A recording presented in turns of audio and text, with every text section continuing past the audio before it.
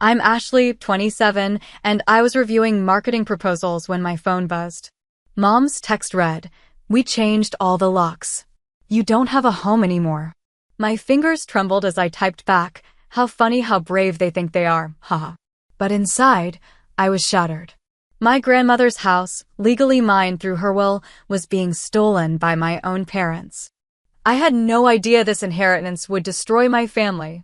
Before I tell you how this family nightmare started, let me know where you're watching from and subscribe if you've ever dealt with toxic family dynamics, because trust me, what happened next shocked even my lawyer. Growing up in Boston, I always thought my family was normal. Not perfect, but normal. My parents, Margaret and Robert, were hardworking middle-class people. Dad managed a bank branch and Mom taught third grade at the local elementary school.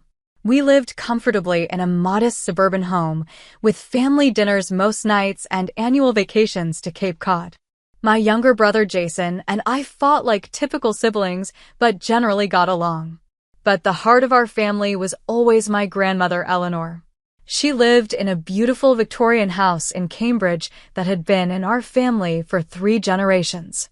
The house was where we celebrated every holiday, where I learned to bake cookies, and where I sought refuge during my turbulent teenage years. My grandmother was my confidant, my cheerleader, and often my protector when Mom's perfectionism became overwhelming. "You've always understood this house, Ashley," Grandma would tell me while we sat on her wraparound porch. "You see beyond the walls to the stories it holds." I didn't realize then how much those words would matter. When Grandma passed away last year at 92, our family was devastated. The reading of her will a month later changed everything.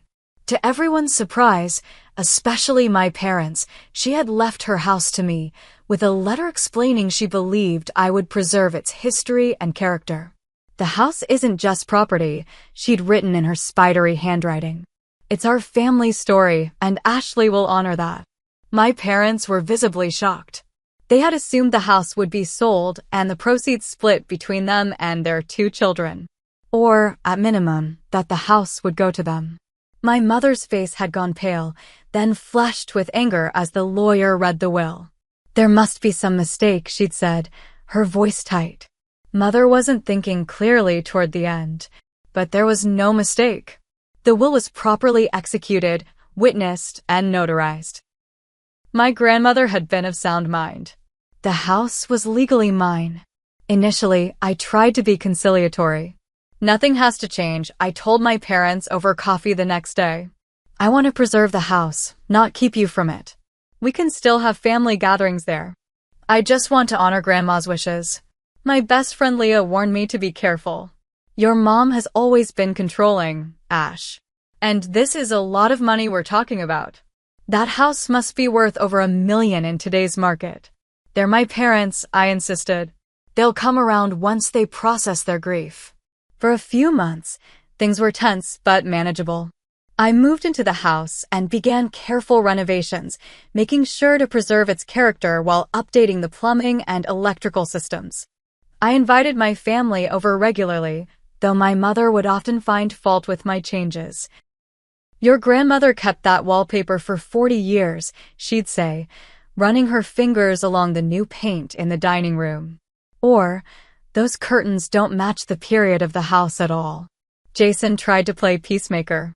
"Mom's just having a hard time with change," he told me after a particularly tense Sunday dinner. Dad, too. They had plans for retirement that involved selling this place.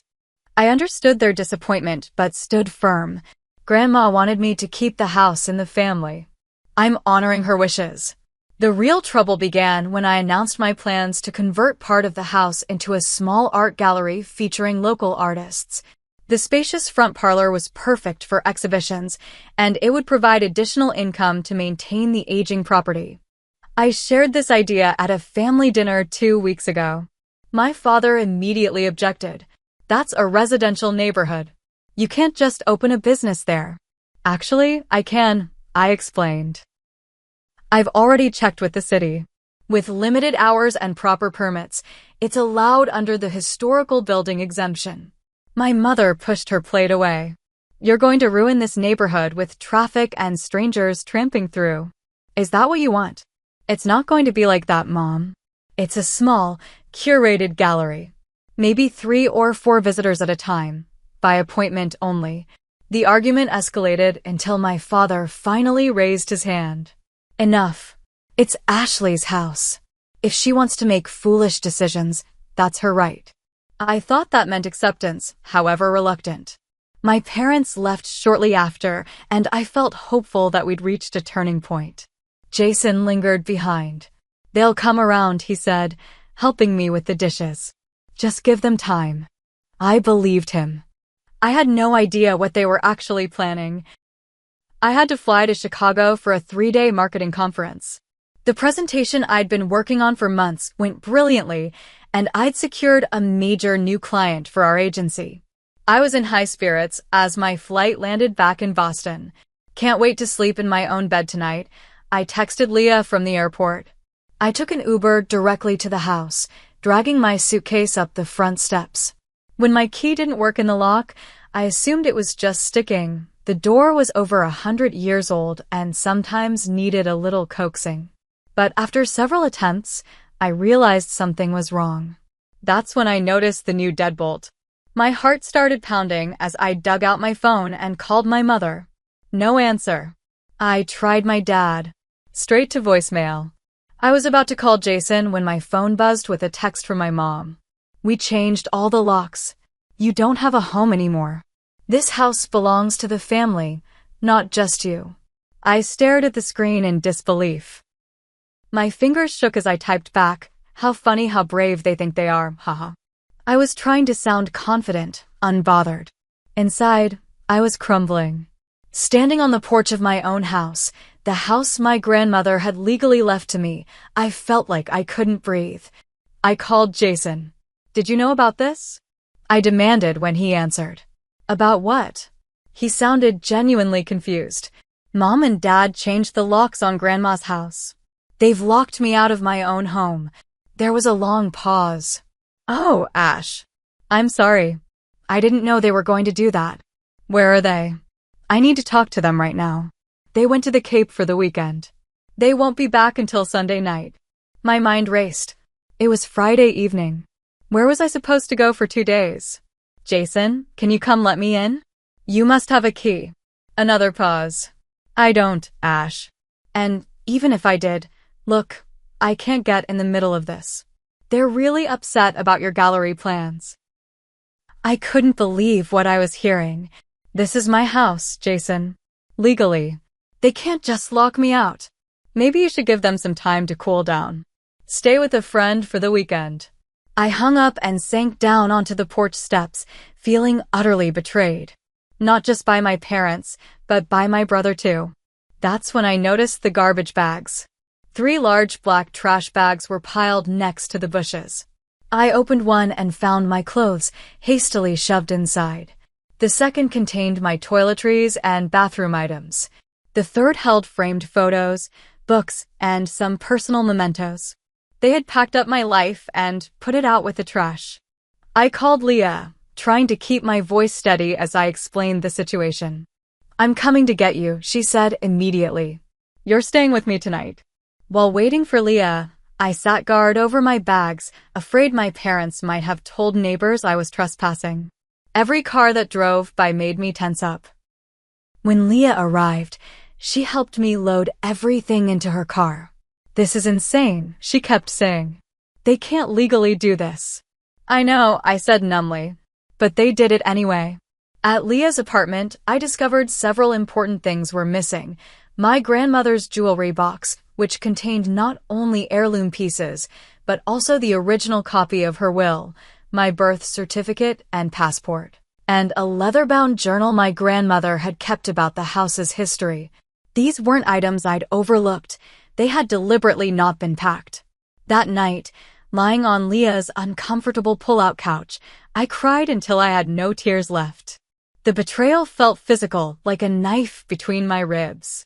These were my parents, the people who were supposed to love me unconditionally. Instead, they had thrown me out like an unwanted tenant. I thought about breaking a window to get back into my house, but realized that would only escalate the situation and potentially give them legal grounds against me. I needed to be smarter than that. The next morning, Jason called. I talked to Mom and Dad, he said. They're not budging. They think you've been selfish about the house. Selfish? It's my house, Jason. Grandma left it to me. They feel like you're disrespecting the family by turning it into a business.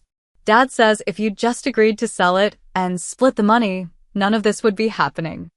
I couldn't believe what I was hearing. So this is about money? They're willing to throw their daughter out on the street for money. It's not just about money, Ash. It's about respect. They think you don't care about what they want. And what about what Grandma wanted? What about respecting her wishes? Jason sighed. Look, I'm trying to help here. If you apologize and agree to discuss selling the house, I think they might let you back in. Apologize? For what? For legally owning property that was left to me? For wanting to honor our grandmother's wishes. You're not making this easier, Ash. I'm not trying to make it easier. I'm trying to understand how my family could do this to me. After I hung up, Leah put her arm around me. You need a lawyer, Ash. Like yesterday. She was right. This wasn't going to be resolved with a family discussion.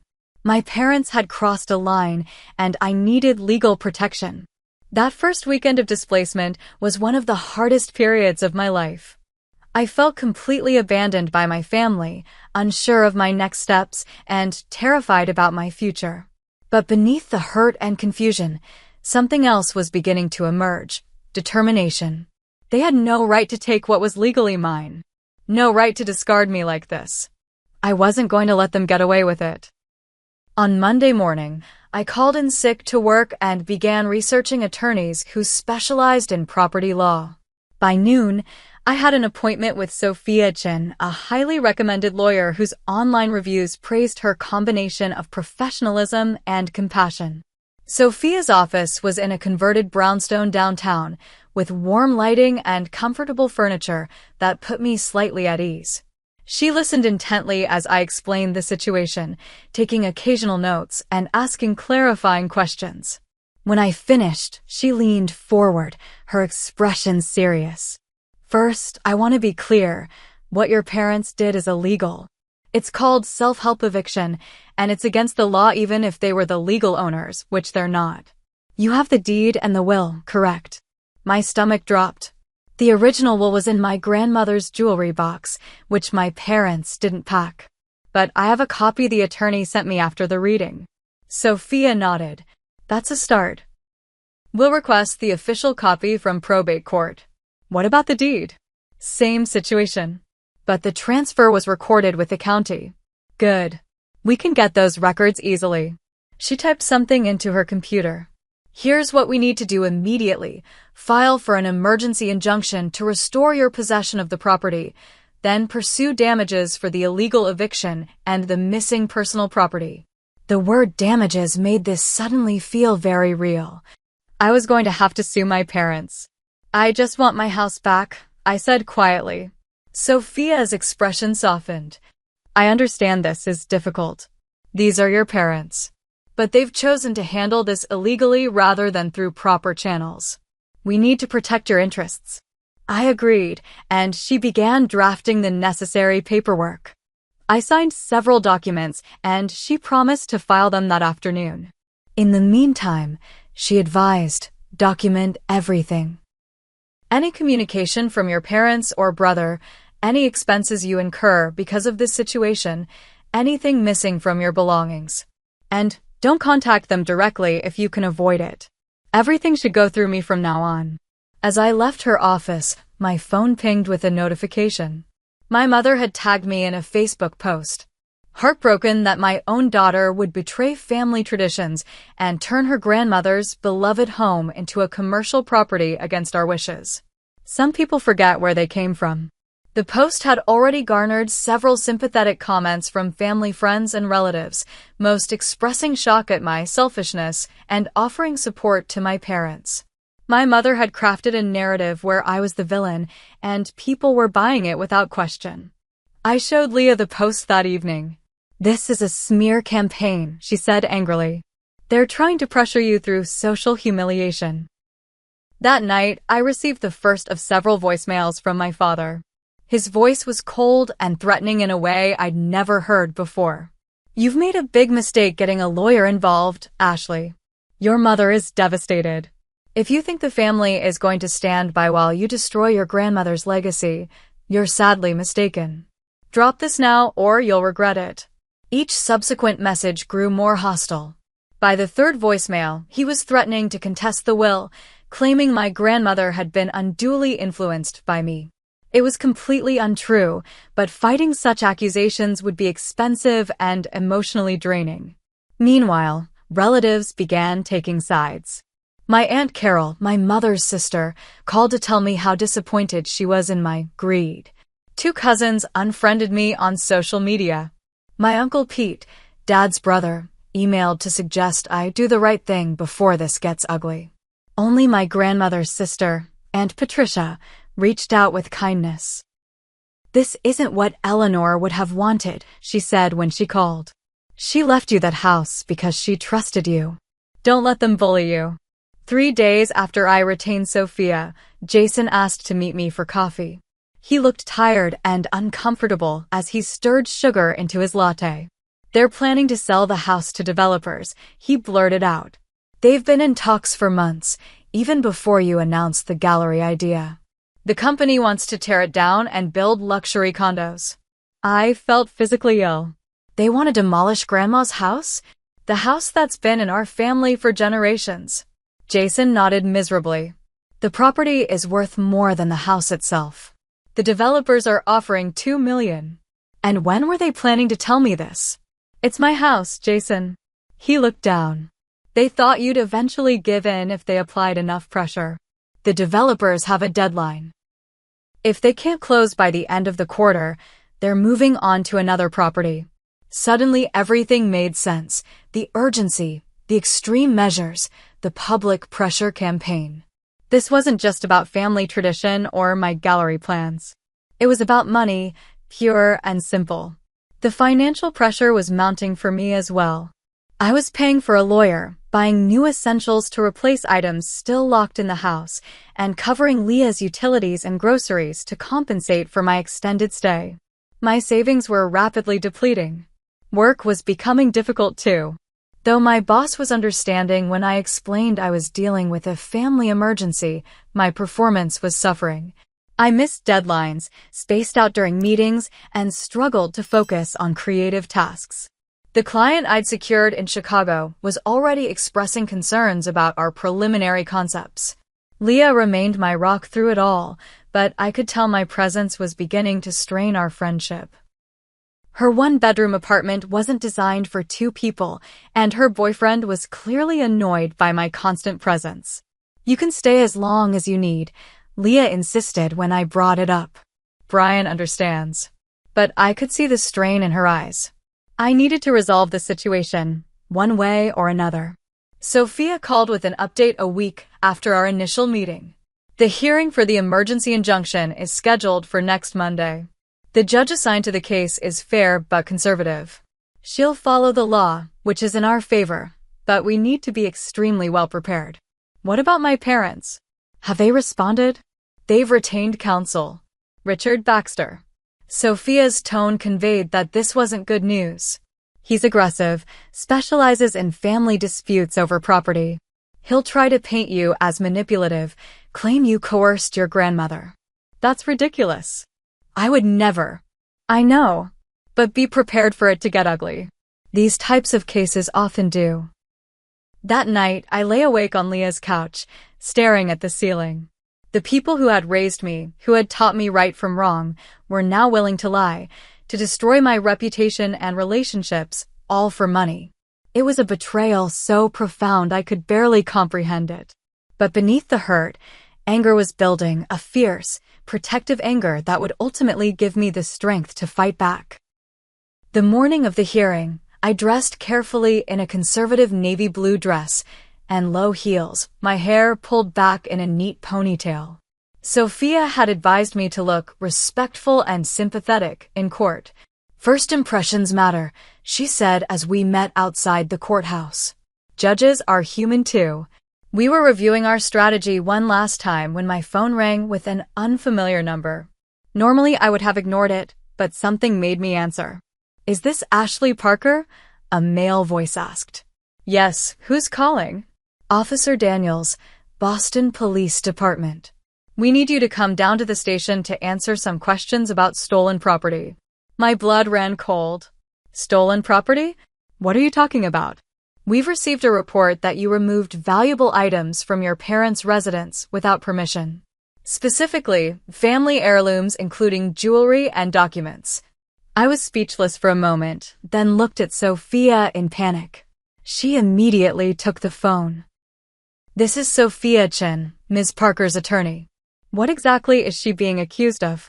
I could only hear Sophia's side of the conversation, but it was enough to understand what was happening.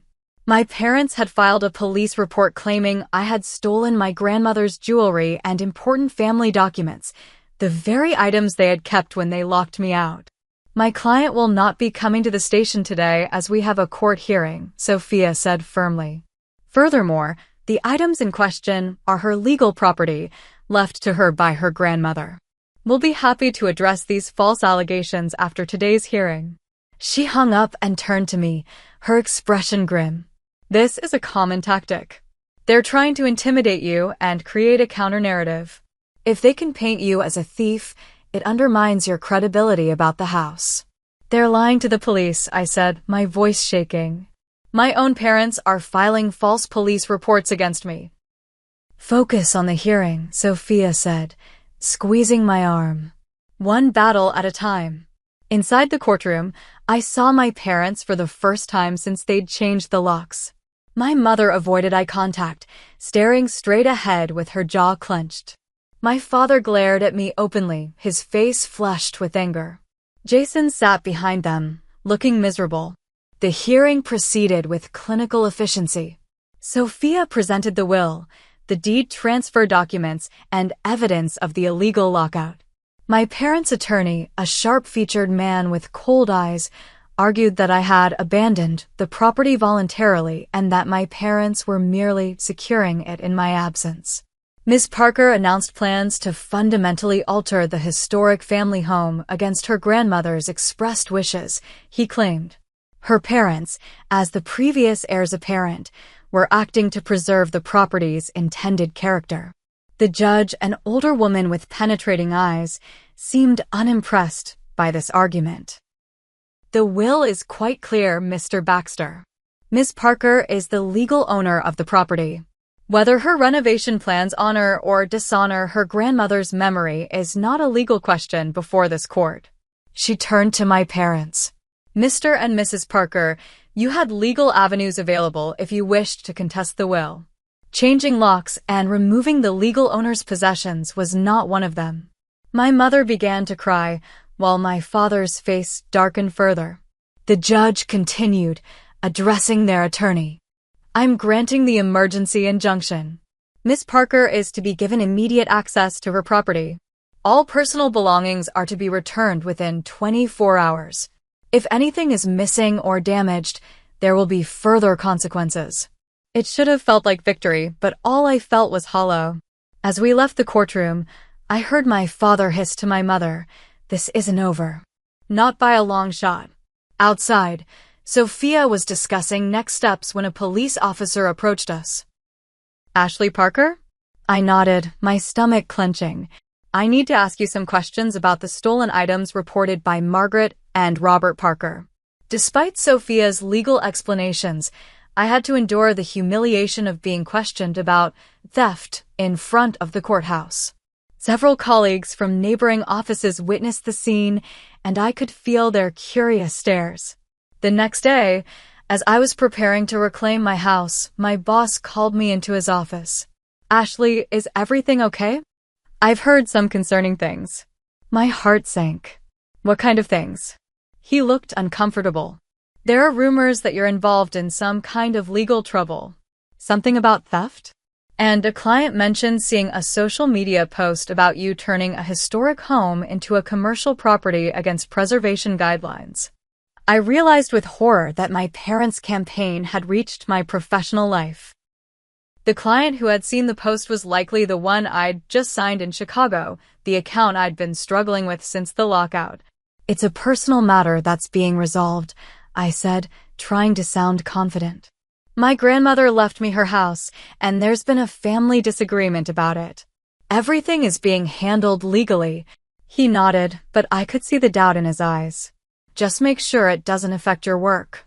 The Westfield account is too important to lose." That afternoon, with a locksmith and a police escort, Sophia's precautionary measure, I finally re-entered my home. The sight that greeted me was devastating. While nothing was overtly damaged, the house had been picked clean of anything valuable or sentimental. My grandmother's antique desk where I'd worked was empty, its drawers removed. The walls were bare where family photos had hung. Even the vintage copper pots that had always hung in the kitchen were gone. "Document everything," Sophia reminded me, taking photos with her phone. "This is contempt of court." The police officer accompanying us looked uncomfortable. "You might want to file a separate theft report," he suggested. The irony was bitter. My parents had accused me of theft while systematically looting the house themselves. That night, alone in the mostly empty house, the full weight of what had happened crashed down on me. My family had not just betrayed me, they had deliberately tried to destroy me legally, financially, professionally, and emotionally. They had been willing to sacrifice our relationship, my reputation, and even my grandmother's wishes, all for money. I curled up on my bare mattress, they'd taken the bedding, and sobbed until my throat was raw. I had never felt so alone, so utterly abandoned by the people who were supposed to love me most. In that darkest moment, I seriously considered giving up. Maybe I should just let them have the house. Maybe the money wasn't worth losing my family, my reputation, my peace of mind. Maybe I was being selfish, as they claimed. I reached for my phone to call Sophia, to tell her I wanted to settle, when I noticed an email notification. It was from an address I didn't recognize, with the subject line, "Your grandmother Eleanor. Important information." Curious despite my emotional exhaustion, I opened it. "Ashley, you don't know me, but I was your grandmother's nurse during her final months. There are things you should know about your parents' behavior before she passed. Please call me if you'd like to talk." It was signed Patricia Wilson with a phone number. Something about the timing felt too convenient, too perfect. Was this another of my parents' tactics? A fake nurse with manufactured evidence to further discredit me? I was about to delete it when my phone rang. It was a number I didn't recognize, but the area code was from Western Massachusetts, where my grandmother's sister lived. "Hello, Ashley? It's your Aunt Patricia. I've been trying to reach you." "Aunt Patricia?" I was confused. "Did you just email me about being Grandma's nurse?" There was a pause. "No, dear. I'm not a nurse. But I do have information that might help you. Your grandmother left some things with me for safekeeping. Things she didn't want your parents to find." It was nearly midnight, but in that moment, I felt the first glimmer of hope I'd experienced in weeks. The next morning, I called in sick to work again and drove the 2 hours to Western Massachusetts, where my great-aunt Patricia lived. I hadn't seen her in years. She and my mother had fallen out long before I was born, and she rarely attended family functions. I remembered her only as a stern woman who sent thoughtful birthday cards with crisp $20 bills. Her home was a small, neat cottage surrounded by flower gardens. Despite being in her 80s, she stood straight and tall as she welcomed me at the door. "You look like Eleanor," she said, studying my face. She had that same determined expression when something mattered to her. Inside, over tea served in delicate china cups, Patricia explained why she had reached out. "Your grandmother knew that Margaret and Robert would contest the will. They'd been pressuring her to sell the house for years, ever since property values in that neighborhood started climbing." I was surprised. She never mentioned that to me. Patricia's expression hardened. "Eleanor was protecting you. Your parents became quite aggressive about it toward the end. Robert even suggested having her declared incompetent so they could make financial decisions for her. The teacup shook in my hand. They tried to have Grandma declared incompetent? They went as far as scheduling an evaluation with a geriatric psychiatrist. Eleanor was furious. That's when she decided to leave everything to you instead of splitting it as she'd originally planned. Patricia rose and went to a roll-top desk in the corner. From a hidden compartment, she removed a manila envelope. She gave me these for safekeeping. Said if anything happened after she was gone, I should make sure you got them.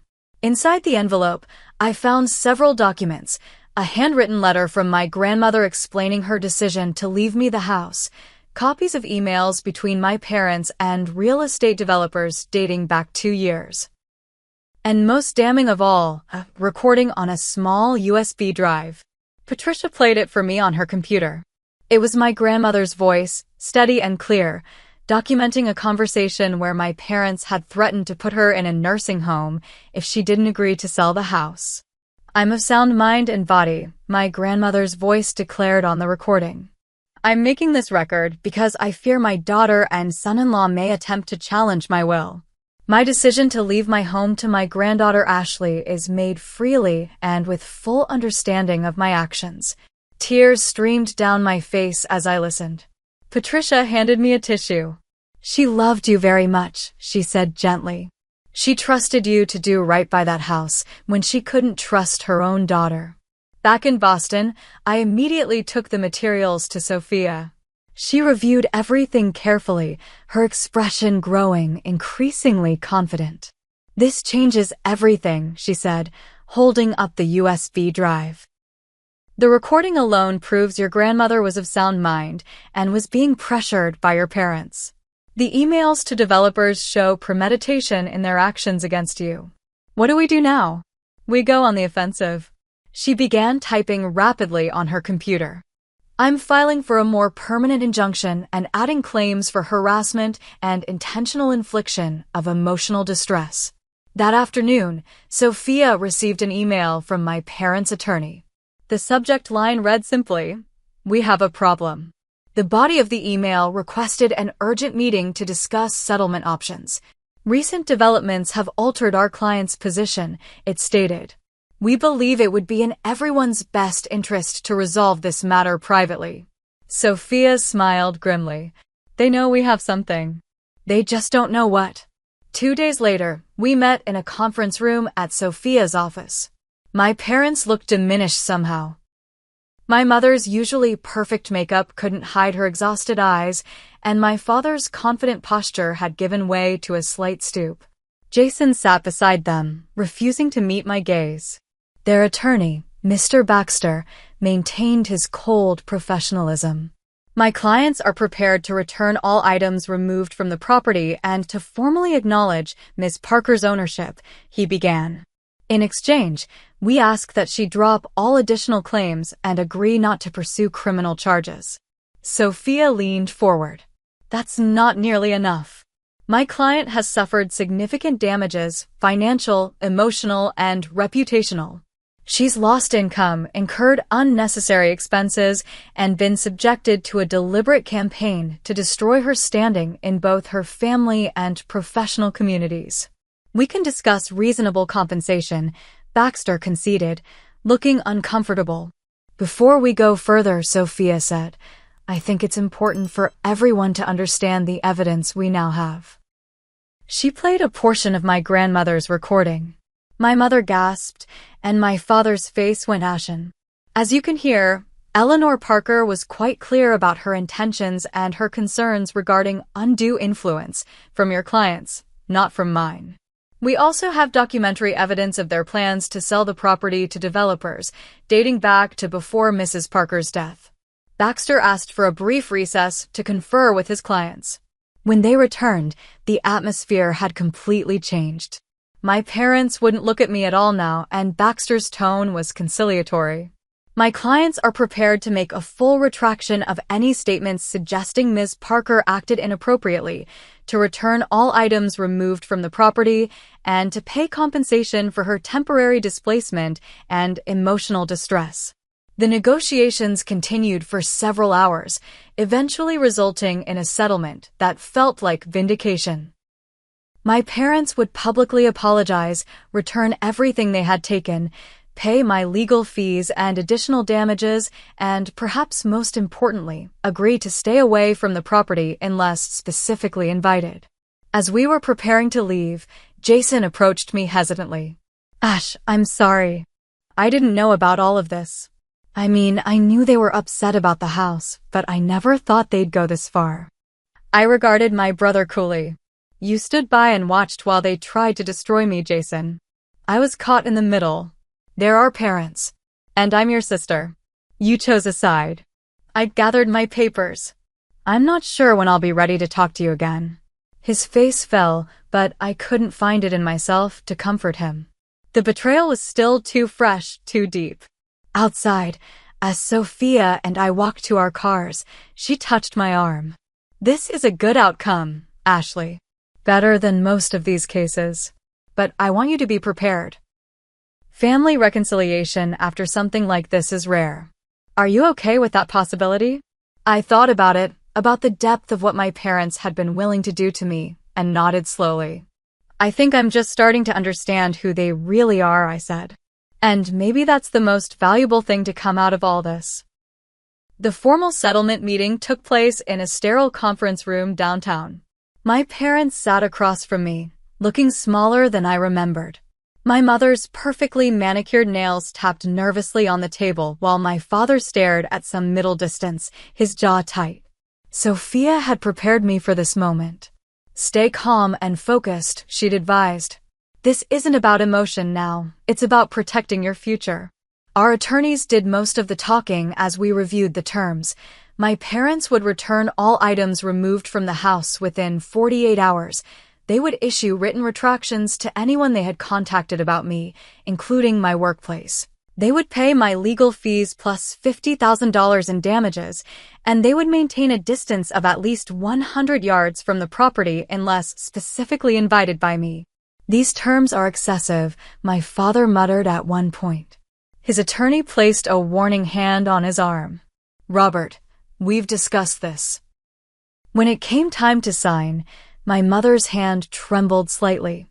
She looked up at me, her eyes searching mine for some sign of softening. "Ashley, this is still your family," she said quietly. "Is all this really necessary?" I met her gaze steadily. "You filed false police reports against me. You tried to destroy my career.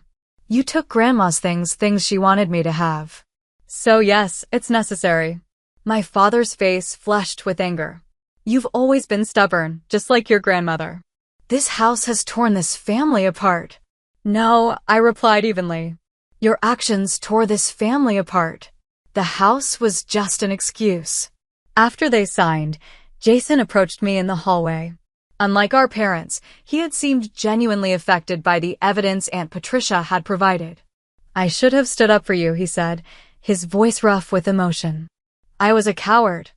I wasn't ready to forgive him yet, but I recognized the sincerity in his remorse. "Yes, you should have. But you're here now, acknowledging it. That's something. Can we talk sometime? Maybe coffee next week?" I nodded cautiously. "Maybe. I'll text you." The process of reclaiming my space began with a thorough cleaning. Leah and 2 other friends helped me sage every room, open all the windows, and scrub away the lingering energy of betrayal. We ordered pizza and drank wine on the porch, deliberately creating new, positive memories in the space. To Ashley, Leah toasted, raising her glass. Who didn't just get her house back, she got her power back. The return of my grandmother's belongings was supervised by our attorneys. 2 moving companies arrived with boxes and furniture that had been removed. I checked each item against the inventory we'd created, noting what was still missing. "The jewelry box isn't here," I pointed out. "Neither is her journal about the house." My mother, who had come despite the agreement, with permission from my attorney, spoke up. "The jewelry box is in our safe deposit box." "The journal." She hesitated. "I may have thrown it out in anger. I'm sorry." The loss of the journal felt like losing a piece of my grandmother all over again. I turned away to hide sudden tears. "If it turns up, you'll return it immediately," Sophia said firmly.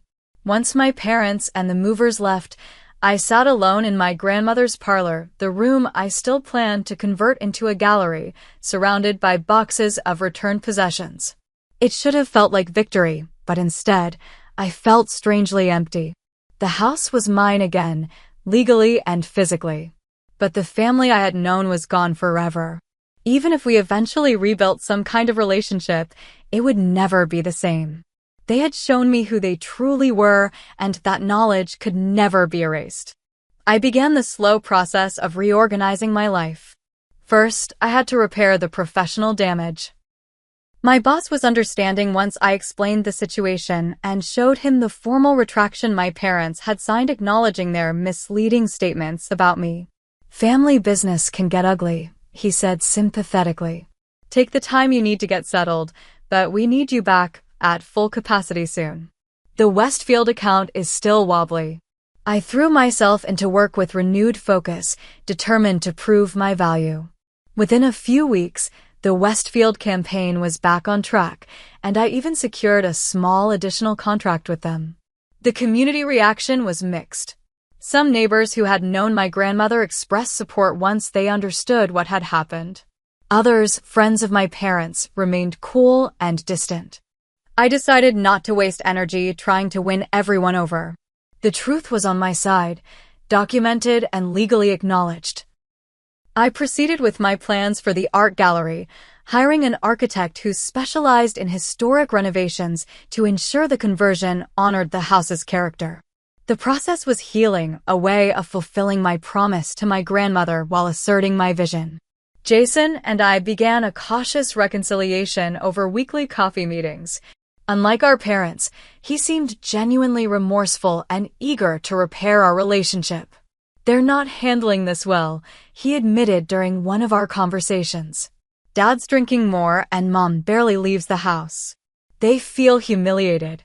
I didn't humiliate them, I pointed out. Their own actions did that. "I know. I'm not defending them. I just thought you should know."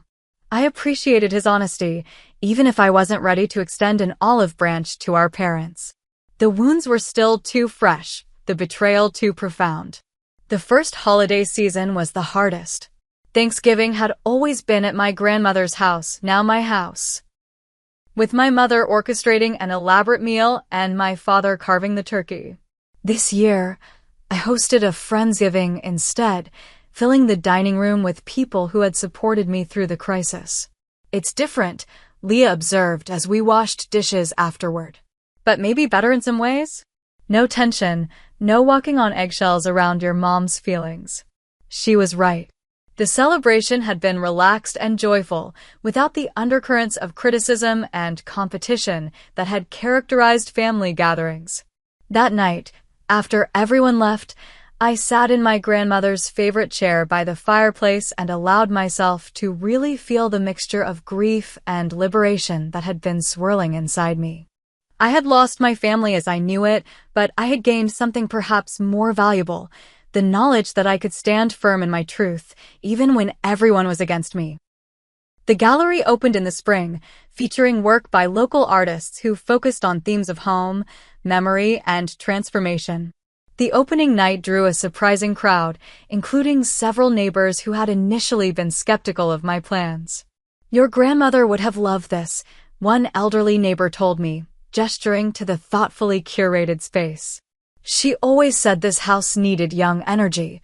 My brother came too, bringing a small housewarming gift, a vintage photograph of our grandmother standing on the porch, smiling broadly. "Found it in an old album at Mom and Dad's," he explained. "Thought it belonged here." As guests mingled and admired the artwork, I felt my grandmother's presence strongly, as if she were moving through the rooms alongside me, approving of how I'd honored her legacy while making the space my own. For the first time since the locks had been changed all those months ago, I felt truly at home. 1 year after the court hearing that returned my house to me, I stood in what was now a thriving gallery space, hosting an exhibition of photography focused on family dynamics across generations. The symbolism wasn't lost on me or the friends who had supported me through the ordeal. Full circle moment, Leah whispered as we surveyed the crowded room. The year had been one of profound transformation. The house itself had evolved from a battleground to a sanctuary. I'd completed the renovations with meticulous care, preserving historical details while creating a space that reflected my own aesthetic sensibilities. The gallery portion operated 3 days a week, providing enough income to offset maintenance costs without disrupting the neighborhood. My professional life had not just recovered, but flourished. The determination I discovered during the conflict translated into a newfound confidence at work.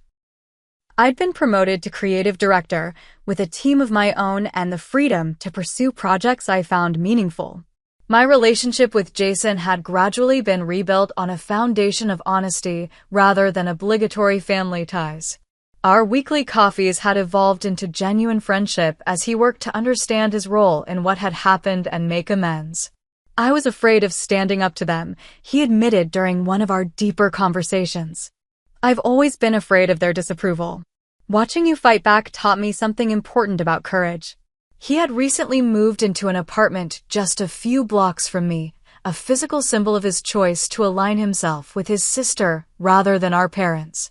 My parents themselves remained a complicated wound. We had limited, carefully controlled contact, occasional text messages, a brief meeting in a neutral location on my birthday. The relationship was formal, stripped of pretense. I no longer expected the unconditional love they had proven incapable of providing, and that clarity was its own form of freedom. They're never going to be the parents you deserved, my therapist had told me during one of our sessions. Accepting that is part of your healing. I had found unexpected family in other places. Aunt Patricia had become a regular presence in my life, visiting monthly and sharing stories about my grandmother I'd never heard before. Leah and my other close friends had proven themselves more loyal than blood relatives. Even some of the artists who exhibited in the gallery had become part of my chosen family. The most profound change, though, was internal. The person who had received that devastating text message, "We changed all the locks. You don't have a home anymore," seemed like a different version of myself. Someone who still believed that family loyalty was unconditional and that parents would always put their child's well-being above their own desires. That naive woman was gone, replaced by someone stronger, more discerning, and ultimately more peaceful. I had learned to distinguish between genuine love and conditional approval, between healthy compromise and self-erasure, between forgiveness and foolishness. The exhibition opening was winding down when I noticed a familiar figure lingering near the entrance. Jason had arrived with our mother. My heart rate spiked. This was unexpected. She hadn't been to the house since the settlement. Jason caught my eye with an apologetic look that said this hadn't been planned. I approached them cautiously. My mother looked older, more fragile than I remembered. She clutched her purse with white knuckles. "The gallery is beautiful," she said quietly. "Your grandmother would have approved." It wasn't an apology. It wasn't even an acknowledgement of what she had done. But it was something, a small recognition of the rightness of my vision for the house. "Thank you for coming," I replied, maintaining the polite distance that now characterized our interactions. She nodded, eyes moving around the space, taking in the photographs of families, some joyful, others clearly depicting conflict and distance. "Is your father well?" I asked, more out of courtesy than genuine concern. "Managing his blood pressure. The doctor says he needs to reduce stress." A hint of the old accusation crept into her tone, as if my father's health problems were somehow my fault. Some things hadn't changed, but my reaction to them had. Instead of feeling guilty or defensive, I simply nodded and let the comment pass without taking its weight onto my shoulders. After they left, Jason texted, "Sorry about that. She insisted on coming when she heard where I was going. You handled it with grace." The encounter crystallized how far I'd come. A year ago, that brief, loaded interaction would have devastated me for days.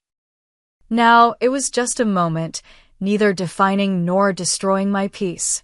Later that evening, as I closed up the gallery and moved through the quiet rooms of my home, I found myself in my grandmother's study, the one room I'd kept almost exactly as it had been during her lifetime. On her desk sat a framed quote she had loved, words from Maya Angelou: "You may not control all the events that happen to you, but you can decide not to be reduced by them." That had been my grandmother's gift to me, not just the house itself, but the opportunity to discover my own strength through defending it. In trying to take my home, my parents had inadvertently forced me to find an unshakable home within myself. For anyone who's ever faced betrayal by those who should have protected you, know this: your worth isn't determined by those who failed to value you. Family is both what we're born into and what we create. Sometimes the family we choose becomes our greatest source of strength. Have you ever had to stand up to family for something that was rightfully yours? How did you handle it? Share your story in the comments below. And if this story helped you feel less alone in your own family struggles, please subscribe and hit that like button. Sometimes our deepest wounds become our greatest teachers, but we don't have to walk that journey alone. Thank you for being part of my healing by listening to my story, and I wish you strength in whatever battles you're facing today.